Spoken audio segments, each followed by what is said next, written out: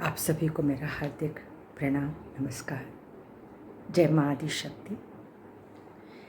मैं ये महसूस कर रही हूँ कि जो लोग धार्मिक होते जा रहे हैं या जो हम लोग अपने को बोल रहे हैं कि हम लोग सनातनी हैं,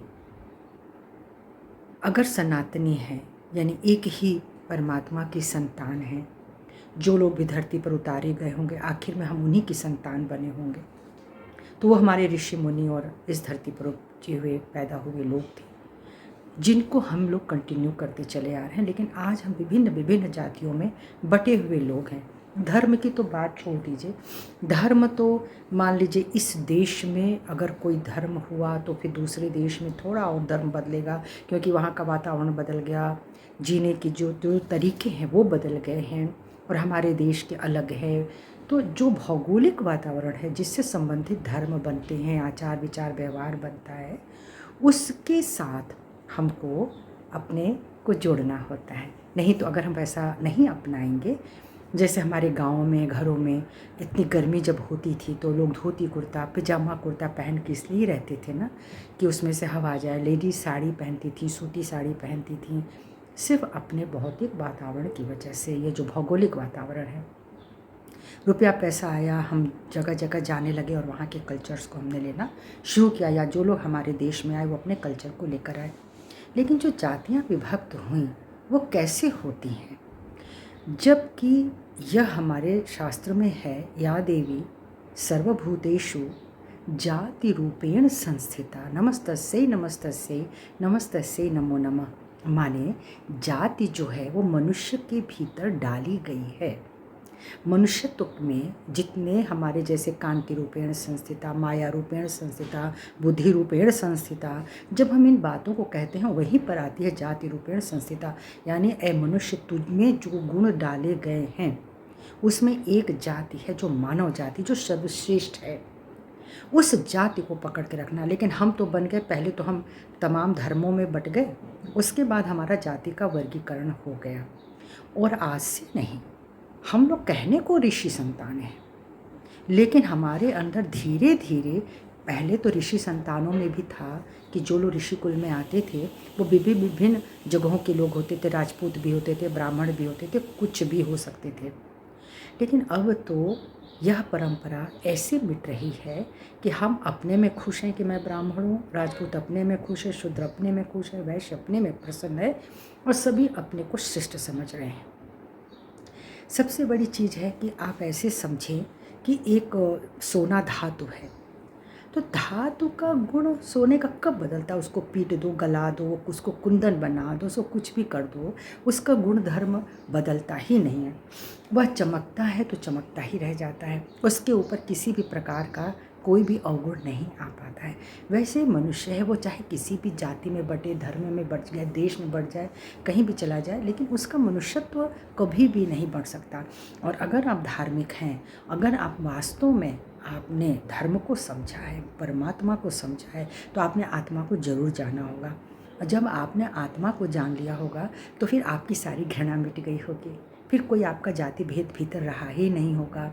आप किसी की हत्या करेंगे नहीं ना, आप झूठ नहीं बोलेंगे। ये सब आत्मा की बातें हैं। जो लोग आत्मा के संसार में चले जाते हैं, सारी आत्माएं जब एक होने लगती हैं तो फिर कोई भेद नहीं रह जाता है। मैं जब विचार करती हूँ तो पाती हूँ कि ये लगभग 1970-71 की बात होगी। तब छुआछूत के भेद बहुत ज़्यादा थे, जैसे आज जाति भेद हैं, तो उस समय भी बहुत ही ज़्यादा था भेदभाव कि अशूद्र है और उन्हें एक विशेष शब्द से नवाजा जाता था। जो आपके घर की साफ़ सफाई करते थे, जो शौचालय जहाँ जिन घरों में शौचालय होता था उस पर ये लोग मैला, पूरा सबका मैला सिर पे रख कर के ये निकलते थे। हमारे जो बहनें थीं, भाई थे, जो सफाई कर्मी थे, गाँव में भी मैंने जो देखा था, अपने घर में भी, मुझे जब मैं ये देखती थी कि वो किस तरह से पूरा शौच का जो था वो निकालते थे और उसको अपने सिर पे रख कर के जा कर के बाहर खेतों में उसको डालते थे, उसका खाद बनता था। लेकिन मुझे बड़ी पीड़ा होती थी जब वो उस तरह से दुर्गंध युक्त चीज़ों को लेकर के चलते थे और हम अपने यहाँ आकर के उनको अनाज या पैसा दे देते थे। सिर्फ अनाज और पैसा दे देने से ही तो सबका भाव नहीं बन जाता ना। आज हमें कोई अनाज और पैसा दे दे तो मैं तो सबकी लैट्रिन नहीं उठा करके अपने सिर पर चलूँगी, लेकिन हमें इस बात का कभी एहसास नहीं रहा कि सारी आत्माएं एक है। सारी कहानियाँ देखते थे वो इन्हीं पर बेस्ड होती थी। इनका छुआ नहीं पीना चाहिए, उनका छुआ नहीं खाना चाहिए, इनको दरवाजे पर ऐसे बैठाना चाहिए। वो देख कर मेरे भीतर शुरू से ही पीड़ा होती थी, और अपने भीतर का भाव तो एक बच्चा अलग ही लेकर के बढ़ता है। तो मुझे याद है कि मैं एक बार एक इंग्लिश स्कूल में थी, लेकिन वहाँ पे कुछ ऐसी बात हुई जहाँ पे मुझे निकाला गया क्लास 4th में और ले जा कर के पास में ही एक स्कूल था जो सरकारी स्कूल था, उसमें डाला गया। आई थिंक पता नहीं वो प्राइवेट ही था, लेकिन वो बहुत ही एक छोटा सा स्कूल था जिसमें गली मोहल्ले के, और एक छोटा सा शहर था, छोटा सा ज़िला जिसमें सब लोग हम लोगों को जानते थे। मेरे घर वाले ही मोस्टली सबको जान जाते थे, और एक रिप्यूटेड फैमिली थी उसमें। वहाँ पे जब एडमिशन हुआ तो एक बड़ा माना गया ब्राह्मण परिवार की लड़की है और रिप्यूटेड फैमिली से है, और सब कुछ बहुत अच्छा था, मान मिलता था। लेकिन वहाँ पे ही मेरे घर में जो जमादारनी दादी जी आती थी ना, उनकी पोती वहाँ पे पढ़ती थी हमारे स्कूल में। बच्चे थोड़ा उनसे भेदभाव रखते थे जो मुझे अच्छा नहीं लगता था। जब मैं उस लड़की से बात किया करती थी तो मुझसे मेरे जो वहाँ पे कोएड था, तो जो भी लड़के लड़की थे वो मुझे चिढ़ाते थे कि तुम मुझसे क्यों बात करती हो, और वो तो इतनी छोटी जाति की है, उसके घर में ऐसा होता है, वो सफाई करते हैं। तो मैं उनको यही बोलती थी कि ये जो सफाई करते हैं जिस समय तक करते हैं उनके में गंदगी हो सकती है, लेकिन जब वो नहा धो लेते हैं तो वो हमारे और आप जैसे ही हो जाते हैं। और ये जो लड़के हमारे स्कूल में आ रही है ये तो जाती भी नहीं सफाई करने के लिए। इसलिए इस तरह की बातें मुझे अच्छी नहीं लगती थी। तो मुझे कुछ बच्चों ने चैलेंज की दिया, मैं क्लास की मॉनिटर भी थी। मुझे कुछ बच्चों ने चैलेंज कर दिया कि अगर तुम्हें इतनी ही है कि आप जाति पाति नहीं मानते, छुआछूत नहीं मानते, तो आप इसके साथ अपना टिफ़िन शेयर करके दिखाओ।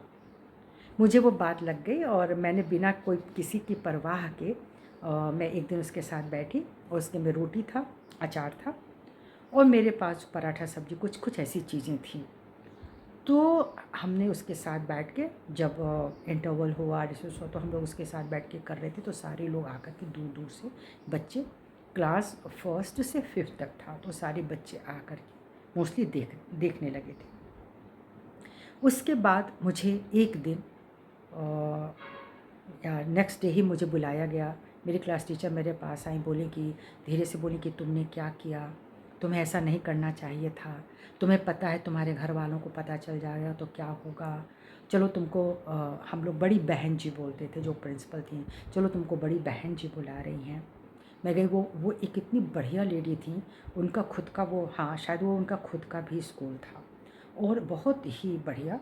आई थिंक वो मोहम्मदन फैमिली से थी, लेकिन बहुत ही दमदार वो टीचर थी। वो मुझे बुलाई, बोली मीरा तुमने जो किया वो तुमने बहुत अच्छा किया, मैं इसको अप्रिशिएट कर रही हूँ, मैं तुम्हें बहुत तारीफ़ देती हूँ बेटा, लेकिन तुम जिस घर से आती हो ना, उस घर में, तुम्हारे घर में ही छुआछूत के भाव हैं। ये जो बच्चे हमारे स्कूल में पढ़ने आते हैं ना, और बड़े घरों के बच्चे इनसे बातें नहीं करते हैं, इनको छूते तक नहीं हैं। तो ये घर की ही शिक्षा है। स्कूल कभी भी नहीं चाहता है कि आपस में ये बच्चे बटें। मुझे बहुत खुशी है कि तुम उस घर के बच्चे, तुम्हारे माता पिता को मेरा बहुत सम्मान है, लेकिन बेटा कभी भी इसको घर में जाके मत बोलना, क्योंकि तुम्हारे घर के जो बड़े बुजुर्ग होंगे वो शायद इसको बर्दाश्त नहीं करेंगे कि तुम एक जमादारनी की बेटी के साथ बैठ के टिफ़िन शेयर कर रही हो। तो हमारे यहाँ इस तरह का, इस कदर का भय था छुआछूत के बारे में, तो मेरा हृदय हमेशा विदीर्ण होता था। मैंने कभी जाति धर्म भेद नहीं किया, जिसके लिए मुझे बहुत कुछ सुनना पड़ा। मैं पूछती थी ईश्वर से कि इस तरह की चीज़ें क्यों बनी हैं। वो तो मुझे बाद में समझ में आया कि तो कर्म भाव हैं, और जैसा कर्म किया, हो सकता है पिछले जन्म का कोई राजा हो, आज जमादार बन गया है। पिछले जन्म का कोई इतना बड़ा व्यक्ति हो जिसने कभी कोई दान तर्पण नहीं किया, आज वो भिखारी बन गया है। ये सब बातें तो बाद में समझ में आती हैं। कंपैशन तो कभी नहीं बदलता, लेकिन बस ये लगता है कि आप कहाँ तक परेशान हो सकते हैं। तो मैंने सोचा, जब मैं एक कहानी पढ़ रही थी कि रावण अपने 10 शीशों में से हर एक शीश को पूजा में वो काट काट के चढ़ाता था, तो मैं बहुत हैरान होती थी कि इससे 10 शीश कटे हुए व्यक्ति जिंदा रह जा रहा है। माने कि जो जाति धर्म की ये जो भेदभाव की भावनाएं वो मनुष्य के नाभि चक्र से आती हैं, और नाभि चक्र के 10 गुण होते हैं, 10 धर्म होते हैं, और अगर उन 10 धर्मों का पालन नहीं हुआ तो हम लाख धार्मिक हो जाएं, हम हिंदू मुस्लिम सिख ईसाई हम कुछ भी हो जाएं, लेकिन अगर ये बैलेंसेस हमारे अंदर नहीं है ना, तो हम धार्मिक नहीं कहे जा सकते हैं। ठीक है, हम कट्टर हो सकते हैं लेकिन हम धार्मिक नहीं हो सकते, हम कंपैशनेट नहीं हो सकते हैं, हम आत्माओं को नहीं समझ सकते हैं। तो जो रावण के भीतर के अवगुण थे, जो दोष थे, वह उनको प्रत्येक दिन समर्पित करता था भगवान शिव को, कि आज मेरे अंदर ये वाला अवगुण है, मैं वो करता हूँ, आज मेरे अंदर ये गुण। तो वो तो विद्वान थे ही, वो सब कुछ था, लेकिन प्रभु को उनको चूंकि इतना अहंकार से वो सबका दमन करते थे कि उस दमनकारी प्रवृत्ति को नष्ट करना था। आज हमारे पास सचमुच कोई बहुत बड़ा गुण आ जाता है तो एक सटल अहंकार आ जाता है, चीज़ें हो जाती है, गलतियाँ भी हो सकती हैं, लेकिन जैसे जैसे हम अपने आत्मा में उतरेंगे तो ये जो मेरे 10 शीश मेरे पास भी हैं, हम लोग भी तो रोज़ एक एक चीज़ों को छोड़ रहे हैं। मुझे दान करने का दानवीर नहीं बनना है, लेकिन मुझे ऐसे लोगों की मदद ज़रूर कर देनी है जिनको आवश्यकताएं हैं, जिनकी वजह से वो परेशान हैं, तो उनको हमको पूरा करना है, हमको प्यार करना है, हमको किसी की चीज़ नहीं चुरानी है। ठीक है, तो हमको अपने, तो इस तरह से हम एक एक जब शीश अपना काटते जाएंगे, हम अपना अहंकार प्रभु को समर्पित करते हैं कि जो भी आप कराना चाहे करा लीजिए, मैं कर्ता भाव में नहीं हूँ। तो एक आत्मा यही कहता है कि मैं करतार नहीं हूँ, तो ना मैं करतार हूँ, ना मैं भरतार हूँ, और ना मैं हरतार हूँ। ये कोई और ही है जिसने मुझे बनाया, जिसने मुझे सजाया, जिसने मुझे संवारा और एक प्रतिबिंब डाल करके छोड़ दिया और मुझको फ्री विल में डाल दिया, अब तुम्हें जो करना है करो।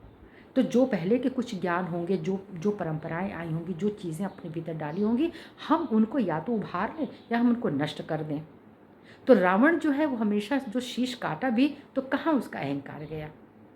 तो इस तरह से हम सब के भीतर रावण है और हम सबके भीतर श्री राम भी हैं। रावण मारा गया, श्री राम ने उसे मारा। तो इस तरह से प्रभु को कभी जाति भेद नहीं, प्रभु ने ये नहीं सोचा कि मैं ब्राह्मण का वध कर रहा हूँ। प्रभु स्वयं राजपूत स्वरूप में आए थे, सूर्यवंशी थे, लेकिन जाति पाति का कोई उनके अंदर गर्व नहीं था, झूठा अहंकार नहीं था। और वही अहंकार जब उन्होंने ब्राह्मणत्व का अहंकार छोड़ा, ब्राह्मणों का अहंकार तोड़ा, और ये भी तोड़ा कि जब तुम ब्राह्मण हो, जब तुम ब्रह्म में रमण करते हो, तो तुम्हें ये सब चीज़ें छोड़ देनी चाहिए। तुम्हें परिस्त्रियों को देखना, तुम्हें अहंकार में करना, तुम्हें अपना बल दिखाना, तुम्हें ये सब छोड़ना पड़ेगा अगर तुम वास्तव में धार्मिक हो तो वो सब घटनाएं इसीलिए घटती हैं क्योंकि हमारा नाभि चक्र शुद्ध नहीं होता है। मैं बात करना चाहती हूँ उस आध्यात्म की, उस स्पिरिचुअल लेवल की, कि जब आप जाते हैं तो आप तो बात कर ही रहे हैं कि मूलाधार से सहस्रार तक की यात्रा हमको करनी है। आप क्या अभी तक मूलाधार में अटके हैं? आप क्या अपने स्वाधिष्ठान में अटके हैं? क्या आप अपने नाभि में अटके हैं? जी अटके हैं, नाभि में अटके हैं, तभी भवसागर में फंसे हुए हैं। अभी परिवार की चिंता है, अभी राजकाज की चिंता है, रुपयों की चिंता, सबकी चिंता, हमको चिंता है। हमको चिंताओं से ना कुछ हो नहीं सकता है, क्योंकि हमारे कर्म ही हमको धीरे धीरे धीरे आगे ले जाएंगे, चाहे मुझे इस दिशा में लेके जाएं, चाहे मुझे उस दिशा में लेके जाएं। लेकिन कर्म तो हमको अपने करने, अपनी मेहनत, अपना कर्म, अपना सदाचार, अपना व्यवहार अगर हमको बना के रखना है तो भी हम आत्मा का सफ़र कर पाएंगे। और जो लोग आत्मा पर आ जाते हैं वो ही धार्मिक है, वही स्पिरिचुअल है। लेकिन मैं जब जो देख रही हूँ, मैंने महाकुंभ में भी देखा, जो लोग अवघड़ बने हैं, जो लोग हैं तो वो जो तांत्रिक क्रिया कर रहे हैं वो एकदम एक्सट्रीम लेफ्ट में जा चुके हैं, उनके मुंह पे भयंकर गालियां हैं। जो राइट साइड में महत्वाकांक्षी लोग हैं उनका भी लेवल एक अलग तरीके का है, एक अलग दुनिया बसा रहा है। हम सब एक दूसरे से बढ़ रहे हैं। हम जो बीच के समाज के लोग हैं, जो हम संत प्रिय शांति प्रिय लोग हैं, वो तो हमें कोई नहीं पहचान रहा, हमें मतलब बांट दिया गया है। आप साधारण हैं, साधारण तरीके से रहिए, और एक बहुत ऊंचा चला गया, एक बहुत अलग चला गया, और जब वो आपस में मिल रहे हैं तो अपने आप को तो सभी श्रेष्ठ बताएंगे ही। लेकिन मैं आज ये फिर कहना चाहती हूँ, जो लोग अपनी आत्मा के लेवल पे आ जाते हैं वह कभी किसी से घृणा नहीं करेंगे, वह कभी किसी को गाली गलौज नहीं कर सकते। और बहुत सारी चीज़ें हैं, हम मतलब मैं अगर अपना घर परिवार नहीं छोड़ रही हूँ तो इसका मतलब ये नहीं है कि मैं इसी में अटैच हूँ। मुझे घर परिवार मिला है, मेरे कर्मों के अनुसार मिला है, मुझे मेरे माँ ने दिया है, मुझे भगवती ने प्रदान किया। और भगवती ने यही कहा है, गृहस्थ आश्रम में जो कठोर आश्रम है, लोग तो घर छोड़ छाड़ के भाग जा रहे हैं, मुझे उनसे नहीं बनती, मुझे उनसे नहीं बनती, मुझे उनको। लेकिन जब हम अपने परिवार में आते हैं और प्रेम देना शुरू करते हैं, अपने ईगो को हम जब डाउन करके रखते हैं, तो ही हम घर संसार में रम पाते हैं। जो लोग अपने ईगो को इतना बढ़ा देते हैं, इतना रिएक्शन देते हैं, वो घर नहीं चला सकते हैं, और सारा घर उनसे डरता है। घर आपका तभी सुंदर है जब आप प्यार से उसको रखें, कोई आपसे बात करने में डरे नहीं, कोई आपसे कुछ कहने में झिझके नहीं, तब तो आप एक अच्छे घर के मुखिया हैं।